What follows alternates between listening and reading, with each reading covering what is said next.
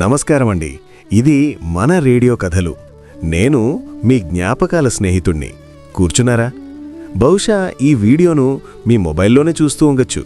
పర్లేదు, కానీ ఒక 10 నిమిషాలు ఆ పైనుండి వచ్చే నోటిఫికేషన్లను, వాట్సాప్ మెసేజ్లను, సోషల్ మీడియా స్క్రోలింగ్ను, అంటే మీ ఈ డిజిటల్ టెన్షన్స్ను కొంచెం పక్కన పెట్టేయండి. అలాగే మీ ఆఫీసు టెన్షన్లు, ఇంటి సమస్యలు, ఆ పక్కింటి సుబ్బారావుకున్న కొత్త కారు గురించి ఆలోచించడాన్ని కూడా కొద్దిసేపు ఆపేయండి. ప్రశాంతంగా ఒక్క నిమిషం ఊపిరి పీల్చుకోండి. ఈరోజు మనం ఉన్నదానితో తృప్తిగా ఉండటం ఎలా అనే ఒక గంభీరమైన అంశం గురించి మాట్లాడుకుందాం.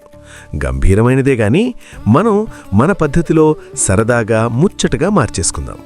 అసలీ రోజుల్లో తృప్తి అనే మాట డిక్షనరీలో తప్ప ఎక్కడా కనిపించటం లేదు. నిజమే కదా మిత్రులారా? మీరెప్పుడైనా గమనించారా? మన జీవితం ఒక అంతులేని రేసులా మారిపోయింది. ఒకప్పుడు ఫోన్ అంటే కేవలం మాట్లాడుకోవడానికి. ఇప్పుడది మన గౌరవానికి చిహ్నం అయిపోయింది. కష్టపడి డబ్బులు దాచుకుని ఒక కొత్త ఫోన్ కొంటాం.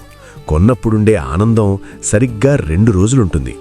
ఆ ఫోన్ మీద స్క్రీన్ గార్డ్ కూడా ఇంకా సరిగ్గా అంటుకోదు. అప్పుడే 3వ రోజున మన ఫ్రెండుగాడు ఇంకా బెటర్ ఫోను, అది కూడా 5,000 తక్కువకే పట్టుకొస్తాడు. అంతే, మన చేతిలో ఉన్న ఫోను పనికిరాని డబ్బాలాగా, వాడు కొత్తగా పట్టుకొచ్చిన ఫోను స్వర్గం నుండి దిగి వచ్చిన దేవకన్యలాగా కనిపిస్తుంది. అప్పటి వరకు ఆనందంగా ఉన్న మన మనసులో ఒక్కసారిగా చీకటి కమ్ముకుంటుంది. ఇంకో 2 రోజులు ఆగి ఉంటే బావుండు, వాడికి తెలిసిన తెలివితేటలు నాకెందుకు లేవు అని కుళ్ళిపోతాం. అదుంటే బావుండు, ఇదుంటే బావుండు అని అనుకోవడమే మన పనైపోయింది. ఈ ఉంటే బావుండు అనే పిచ్చి మనల్ని ఎప్పుడూ అసంతృప్తి అనే ఒక రొచ్చుకుంటలోకి నెట్టేస్తూ ఉంటుంది. ఉన్నదానితో తృప్తిగా ఉండటం అంటే ఆశలను చంపేసుకోవడం కాదు, ఉన్నదాన్ని ఎంజాయ్ చేయడం. మన అసంతృప్తికి అసలు సిసలైన కారణం ఏంటో తెలుసా? కంపారిజన్, అంటే పోలిక. మన పక్కింటి రవి కొత్త బైక్ కొంటే మన నమ్మకమైన పాత బైక్ మీద మన కోపం వస్తుంది. మన కొలీగ్ రమేషు కొత్త కారు కొంటే మనకున్న కారులో ఏసీ సరిగ్గా రావడం లేదనో, గేరు పడడం లేదనో కంప్లైంట్లు మొదలు పెడతాం.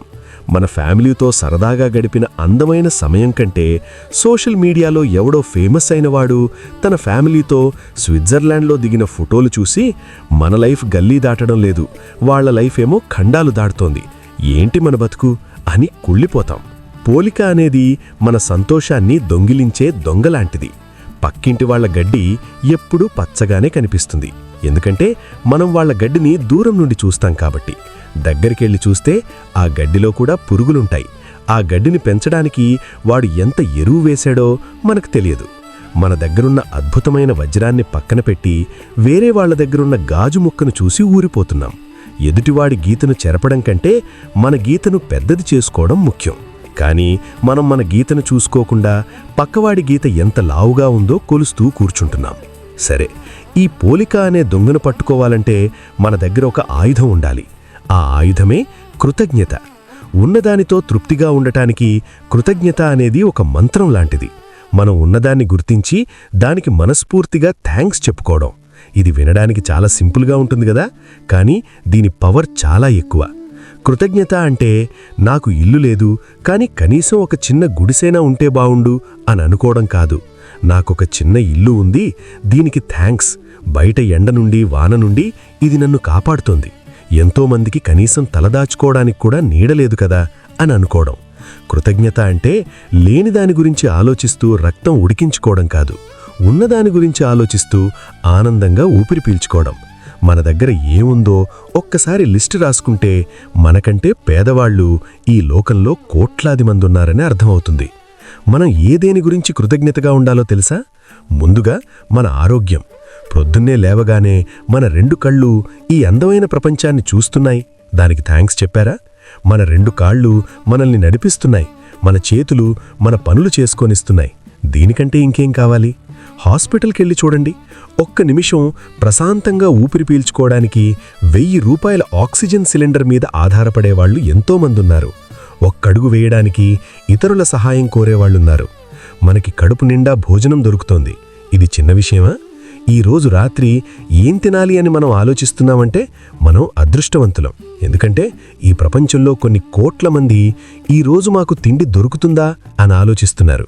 మన దగ్గరున్న చిన్న వస్తువైనా సరే అది మనకి ఉపయోగపడుతున్నందుకు కృతజ్ఞతగా ఉండాలి. సరే మిత్రులారా, ఇవన్నీ వినడానికి బాగానే ఉన్నాయి, కానీ ప్రాక్టికల్గా ఎలా ఉండాలి అని అడుగుతున్నారా? అయితే ఈ చిట్కాలి మీకోసమే. Thank you diary. ప్రతిరోజు రాత్రి పడుకునే ముందు ఒక్క 5 నిమిషాలు కేటాయించండి. ఆ రోజు మీకు జరిగిన 3 మంచి విషయాలను ఒక డైరీలో రాయండి. అవి చాలా చిన్నవి కావచ్చు. ఈరోజు ఆఫీస్లో బాస్ నన్ను తిట్టలేదు, ఈరోజు బస్టాండ్లో నాకు కూర్చోడానికి సీటు దొరికేలా హెల్ప్ చేసిన ఆ వ్యక్తికి థ్యాంక్స్, ఈరోజు అమ్మ నేనడిగిన వంకాయ కూర వండింది. ఇలా రాస్తూ పోతే మీ లైఫ్లో ఎన్ని వందల మంచి విషయాలున్నాయో మీకు అర్థమవుతుంది. మెంటల్ సబ్ట్రాక్షన్ ఇదొక వింత టెక్నిక్. మీ దగ్గరున్న ఒక వస్తువు మీ దగ్గర లేదని ఊహించుకోండి. ఉదాహరణకు మీ పాత స్కూటర్, ఇది సరిగ్గా స్టార్ట్ అవ్వదు అని మీరు తిట్టుకుంటూ ఉంటారు కదా. ఒక్క క్షణం అది మీ దగ్గర లేదని, మీరు నడుచుకుంటూ వెళుతున్నారని ఊహించుకోండి. అప్పుడు దాని విలువ మీకు తెలుస్తుంది. అబ్బా, అది స్టార్ట్ అవ్వకపోయినా పర్లేదు, నన్ను నడిపించకుండా తీసుకెళ్తోంది కదా అని దాని మీద ప్రేమ పుడుతుంది. కిందకి చూడండి. మనం ఎప్పుడూ మనకంటే పైన వాళ్లనే చూస్తాం, అందుకే బాధగా ఉంటుంది. ఒక్కసారి మీకంటే కింద వాళ్లను చూడండి. అప్పుడు మీ జీవితం ఎంత లగ్జరీగా ఉందో అర్థమవుతుంది. ఒక బెంజ్ కారున్నవాడు హెలికాప్టర్ లేదని ఏడుస్తుంటాడు. సైకిల్ ఉన్నవాడు కనీసం స్కూటర్ లేదని బాధపడుతుంటాడు. కానీ కాళ్లు లేనివాడు మాత్రం కనీసం నడవగలిగితే చాలు అని అనుకుంటాడు. మీరు కృతజ్ఞతతో ఉండటం మొదలుపెడితే మీలో వచ్చే మార్పులు చూసి మీరే ఆశ్చర్యపోతారు. ముందుగా మీ మొహంలో చిరునవ్వు పెరుగుతుంది. ఎప్పుడూ లేని దాని గురించి ఏడ్చేవాడి మొహం ముడుచుకుపోయి ఉంటుంది. ఉన్నదానితో తృప్తిపడేవాడి మొహం ప్రకాశిస్తుంది. రెండవది, మీ స్ట్రెస్ లెవెల్స్ తగ్గుతాయి. వాడికది ఉంది, నాకు లేదు అనే టెన్షన్ లేనప్పుడు మనసు ప్రశాంతంగా ఉంటుంది. ప్రశాంతమైన మనసుంటే ఆటోమేటిక్గా ఆరోగ్యం బాగుంటుంది. మీ రక్తపోటు, మీ నిద్ర అన్నీ కంట్రోల్లోకి వస్తాయి. అలాగే మీ రిలేషన్స్ కూడా బాగుంటాయి. మీ భార్య లేదా భర్త చేసిన చిన్న పనిని కూడా మీరు మెచ్చుకున్నప్పుడు మీ ఇల్లు ఒక చిన్న స్వర్గంలా మారుతుంది. పక్కవాణ్ణి చూసి కుళ్ళపోవడం మానేసి వాణ్ణి అభినందించడం మొదలుపెడితే మీ గౌరవం పెరుగుతుంది. ఆశ ఉండాలి, కానీ అది అత్యాశ అవ్వకూడదు. నేను మీ స్నేహితుణ్ణిగా ఇవన్నీ చెబుతుంటే కొందరు అనుకోవచ్చు, అంటే మనం లైఫ్లో పైకి రాకూడదా, ఇంకా సంపాదించకూడదా అని. ఖచ్చితంగా సంపాదించాలి.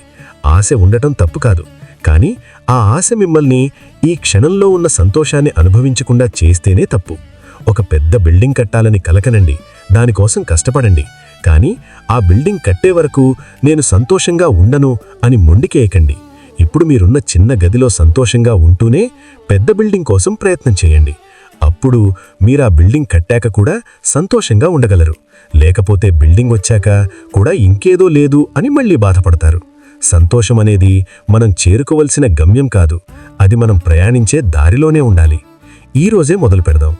ఉన్నదానితో తృప్తిగా ఉండటం అంటే మన ప్రయాణాన్ని ఆపేయడం కాదు, మన ప్రయాణంలో దొరికే చిన్న చిన్న పూలని కూడా ఆస్వాదించడం. జీవితం చాలా చిన్నది మిత్రులారా. దాన్ని ఇది లేదు అది లేదు అని ఏడుస్తూ గడిపేస్తామా, లేక ఇంత ఇచ్చినందుకు థ్యాంక్స్ అని నవ్వుతూ గడిపేస్తామా అనేది మన చేతుల్లోనే ఉంది. ఈ వీడియో చూశాక ఒక్క నిమిషం కళ్ళు మూసుకుని ఈరోజు మీకు జరిగిన ఒక మంచి విషయాన్ని గుర్తు తెచ్చుకోండి. అది మీ మనసులోనే చెప్పుకోండి.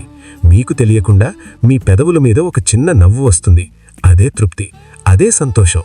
మిత్రులారా, ఈరోజు మనం 5,000 పెట్టి హోటల్లో డిన్నర్ చేసినా రాని తృప్తి చిన్నప్పుడు స్కూల్ బయట ₹1 కొన్న ఆ వస్తువు ఇచ్చేది.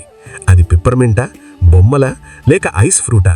ఆ ₹1 జ్ఞాపకం ఏంటో కామెంట్ సెక్షన్లో మీ స్నేహితుడితో పంచుకోండి.